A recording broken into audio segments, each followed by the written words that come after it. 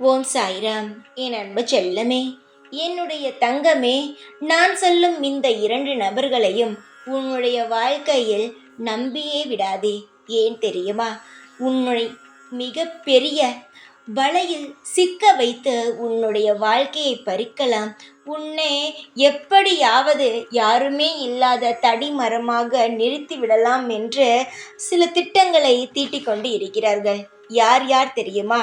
உன்னிடம் ஒன்றை பேசிக்கொண்டு அதை 2 மடங்காக பொய் பேசி உன் குடும்பத்திடம் சொல்லி உனக்கும் உன் குடும்பத்திற்கும் சண்டை வந்து சில வேலைகளை பார்த்து கொண்டு இருக்கிறார்கள் பார். அவர்களை தான் சொல்கிறேன். நீ நல்ல முறையில்தான் சொல்வாய் சிலரை பற்றி.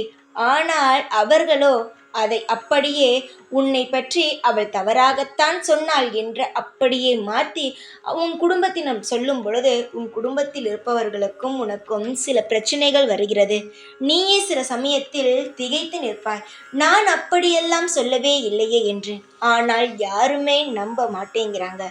ஏன் தெரியுமா?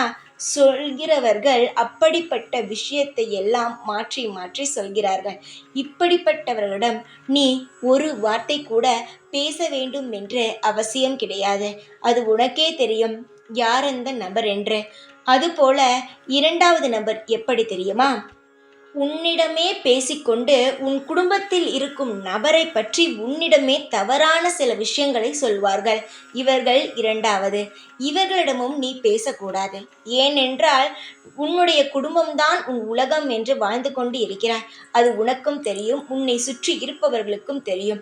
உன் குடும்பத்தை பற்றி உன்னிடம் தவறாக சொன்னால் அந்த குடும்பத்தை விட்டு நீ விலகி விடுவாய், நீ தனிமரமாக நின்று விடுவாய் என்ற காரணத்தை மனதில் வைத்துக்கொண்டு நீ உன்னுடைய குடும்பத்திடம் ஒற்றுமையாக இருக்கக்கூடாது என்று அவர்கள் நினைத்து இப்படியெல்லாம் சில விளையாட்டுகளை உன்னுடைய வாழ்க்கையில் விளையாடிக்கொண்டே இருக்கிறார்கள்.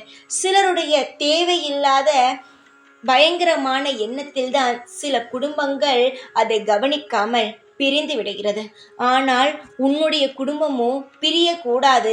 நீ எப்பொழுதுமே சந்தோஷமாக இருக்க வேண்டும் என்பதற்காகத்தான் இவர்கள் அனைவரையும் பற்றி நான் உனக்கு சொல்கிறேன். அவர்கள் யார் என்றும் உனக்கு காட்டுகிறேன். உன்னை சுற்றித்தான் இருக்கிறார்கள் இத்தனை பேரும். ஆனால் இவர்கள் இப்படித்தான் என்று உனக்கு சுதாரிக்கவே பல மணி நாட்கள் ஆகிறது. யாராக இருந்தாலும் உடனே அவர்களை புரிந்து கொள். யார் எப்படி என்ன முறையில் பேசுகிறார்கள்? உன்னை சாய்ப்பதற்காக பேசுகிறார்களா? உன் குடும்பத்தை பிரிப்பதற்காக பேசுகிறார்களா? இப்படி என்ற வித்தியாசத்தை நீ புரிந்து கொண்டு ஒருவரிடம் நீ பேச வேண்டும்.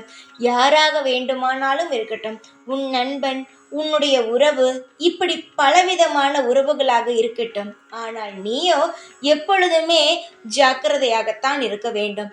இப்பொழுது இருக்கும் நாட்கள் அப்படித்தான் இருக்கிறது. நீ அழுது கொண்டே இருந்தால் எதுவும் மாறாது. நீ சுதாரிப்பாக இருந்தால்தான் அனைத்து பிரச்சனைகளிலுமிருந்து நீ வெளியே வரவே முடியும். இந்த 2 நபர்களையும் நீ உன் வாழ்க்கையிலிருந்து ஒதுக்கி வைத்து உன் வீட்டிற்குள்ளேயே அனுமதிக்காமல் இருந்தால் உனக்கு பிரச்சனை வராது.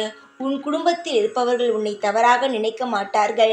உன் குடும்பத்தில் எந்த ஒரு சண்டையும் எந்த ஒரு குழப்பமும் வராது. ஆனால் திரும்ப திரும்ப போய் அவரிடம் நீ பேசிக்கொண்டே இருந்தால் பிரச்சனை வரும். அதற்கு பிறகு யார் உன்னை காப்பாற்றுவது என்பதை நீயே முடிவெடுத்துக்கொள். எதுவும் நடப்பதற்கு முன்பு மாற்றலாம். ஆனால் நடந்த பிறகு எதையுமே மாற்ற முடியாது.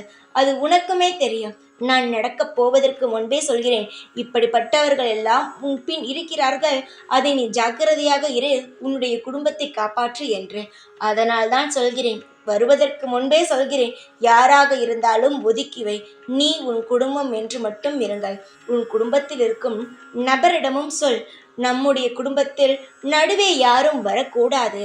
யார் பேசுவதையும் கேட்டு நம்முடைய குடும்பத்தில் சண்டை வரக்கூடாது என்று சொல்லிவை. அப்பொழுதுதான் எப்பொழுதுமே உங்கள் குடும்பம் எப்பொழுதுமே சந்தோஷமாக இருக்கும். நீயும் உன் குடும்பத்தில் இருக்கும் அனைவரும் சந்தோஷமாக இருப்பீர்கள். சற்று ஜாக்கிரதையாக இருந்தால் உங்களுடைய பார்வை உங்களை சுற்றி இருப்பவர்கள் மீது இருந்தால் எந்த ஒரு பிரச்சனையும் வராது. தைரியமாக இரு. எப்பொழுதும் இந்த சாய் நான் உன் கூடவே தான் இருப்பேன். ஓம் சாய்ராம்.